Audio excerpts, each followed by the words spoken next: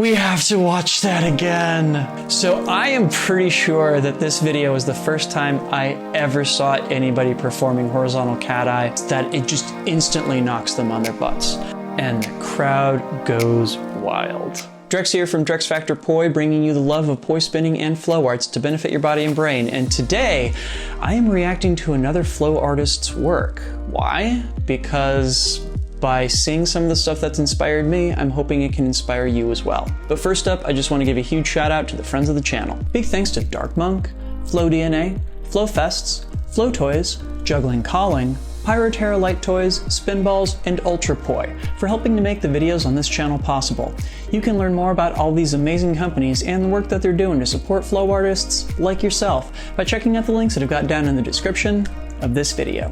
So the theme for March is Inside Drex's Brain, and one of the options that I put out there to my Patreon supporters was watching me react to one of the videos that inspired me as a content creator. And ultimately what I decided I wanted to explore with you all is my favorite fire performance video of all time. This is a video from Ivan Gorbunov, aka Mel, a Russian poi spinner who basically burst onto the scene about 11 or 12 years ago and had all of us across the world scratching our heads. And the video in question is Mel Freestyle Fire Poi live at Fires Festival.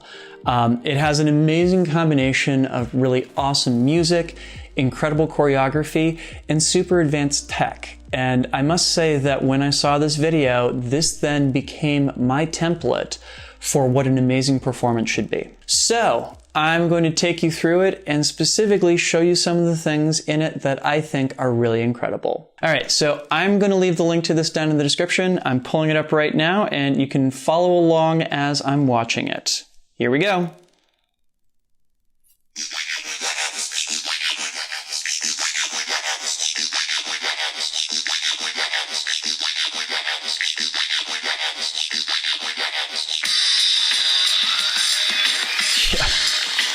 So can we just talk about how audacious it is to start a performance with that little jump going into the performance area and everything? Nice. Also, the musical choice, this is Trip Like I Do, which is a collaboration between Crystal Method and Filter, which is a song that I've always adored, and I've always adored the fact that the Eastern European and Russian spinners have no qualms about spinning to heavy metal music, because stateside it seems like everybody wants to do EDM. I myself am more of a metalhead. Maybe one of many reasons why this appeals to me.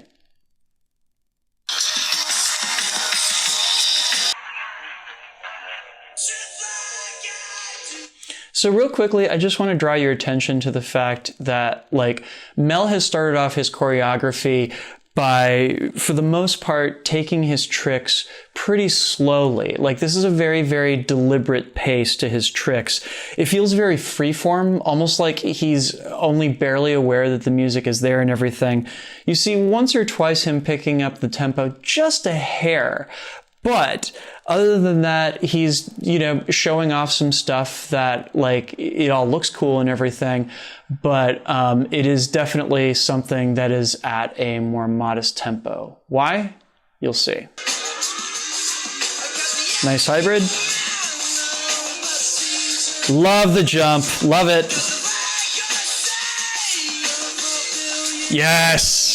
So I am pretty sure that this video is the first time I ever saw anybody performing horizontal cat-eye versus isolation.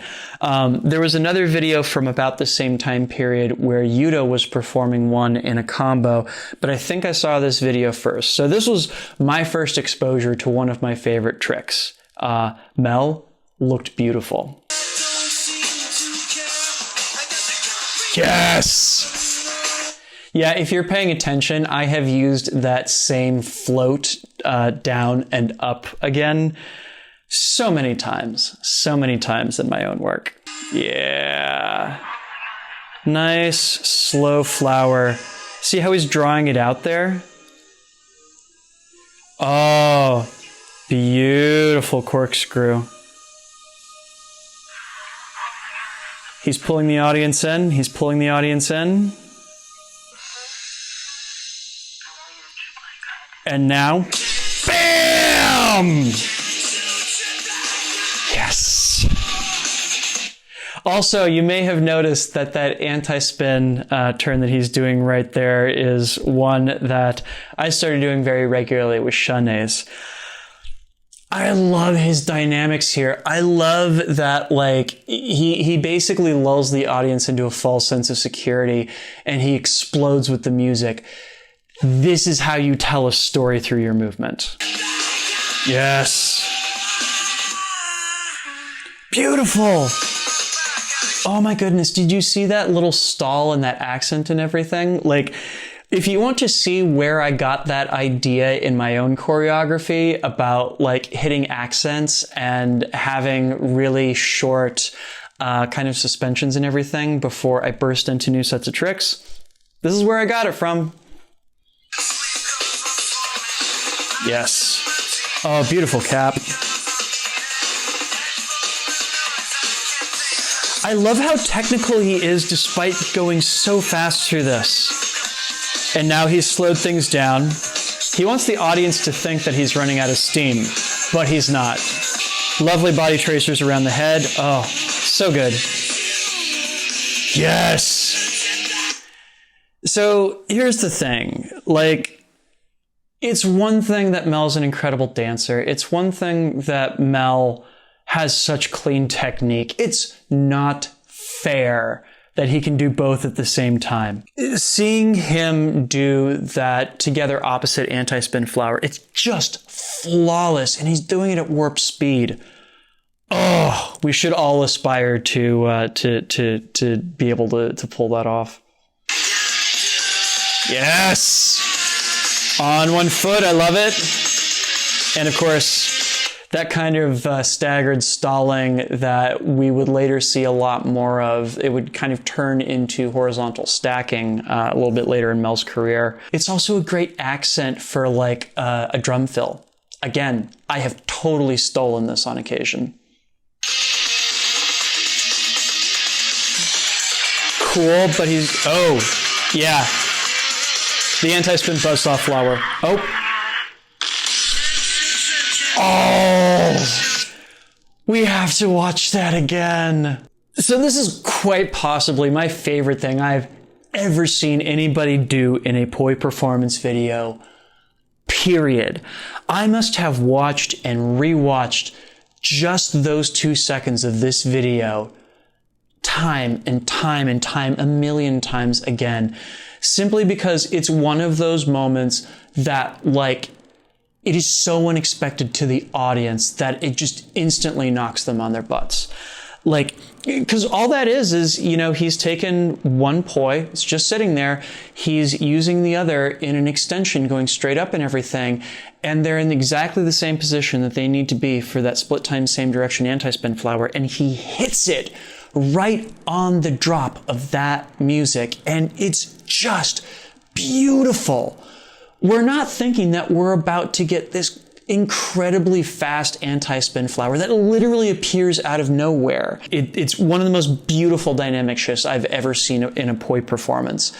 Not just because we see the transformation from an extension to an anti-spin flower, but also just that we're going from this place where, like, we have this comparative dynamic of quiet on stage to wha-bam, we have this very intricate poi pattern that appears almost from nowhere. In my estimation, like, this is the coolest thing he does the whole video, just straight up. Taking it into that turn once again. Yes. Also, can I just point out that nearly every stall that he does to transition between timing and direction is a freaking top stall. Like, I mean, I do stalls constantly to change timing and direction for myself, but the top stall, the hardest one, and it's the one he always uses to make these transitions here. It's just like throwing the gauntlet down and be like, yeah, I'm that good. Bring it. Nice Mercedes. Yes, I love the hop there. Can I just mention for a moment how much I love the fact that, like, The most identifiable poi trick of the era is the one that he includes very near the end of his performance. That takes some cojones. Ooh. So now he's busting out a third order anti-brid. I think he's doing Zan's Diamond with a box mode 4-petal anti-spin flower. I could be wrong about that. I'd have to go back and watch over it a couple more times and everything. But again, just like this super techie stuff that he is just like, you know, tossing off as he's padding time to the end and everything. Just, pff, what?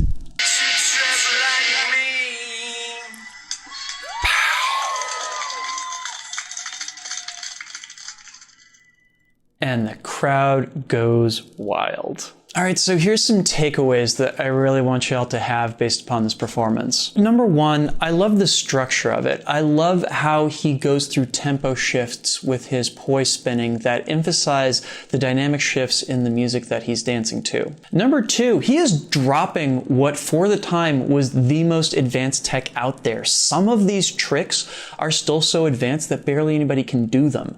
The fact that he's doing that as he's dancing is just like hashtag goals in my brain. And also I want you to think a little bit about how he structures this, how like what he really does that engages the audience is when he does these dynamic shifts and everything, he is doing stuff that's exciting to the audience and he's maintaining that energy, which is really, really hard to do. And finally, he's being really athletic about his performance. It's not like he's just planting his feet and being a tech tree or even shuffling awkwardly from one side of the stage to the other.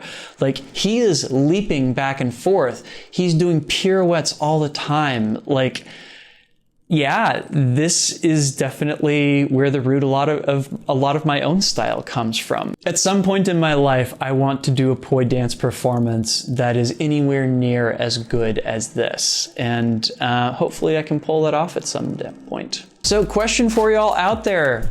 What did you think of this? Do you want me to react to some other performance videos or tutorials that are now legendary in the community and everything? Let me know down in the comments. I wouldn't mind making this a regular fixture, especially if I can revisit some wonderful stuff from yesteryear and talk about some of the things that have inspired me. But for right now, if you got anything out of this video, please make sure to like, comment, share, and subscribe, both to help other people find it as well as to help my channel grow. And I also just want to put out a huge thank you because this video would not be possible without the kind contributions of these wonderful people right here. These are my Flow patrons over on Patreon, and they, along with the wonderful folks listed down in the description, help to make this video and all the videos on this channel possible. If you would like to sign up to support my work in bringing poi spinning and flow arts to the whole wide world and helping people connect with their brains and their bodies as creative beings, you can do so by heading over to patreon.com/DirectsFactorPoi and signing up. There you can get early access to all of my content, as well as a say in what topics I tackle in the future. This particular topic was one that my Patreon supporters voted on, plus some great extras and behind the scenes content as well. So you should go check that out. Please and thank you. What is your favorite fire performance video of all time? Let me know down in the comments. Let me know who were the people that influenced you? Who were the people that you saw and were just kind of like, I want to do that someday, yeah? I definitely have a list in my head, but I'd be really curious to see what picks you all out there have. Either which way, thank you all so much for watching, and I will be back with a new tutorial or flow session, depending upon what week it is, on Wednesday. But between now and then, make sure to get outside and get some flow in. It's good for your body and your brain. Yeah? Awesome. I'll see you soon. Peace.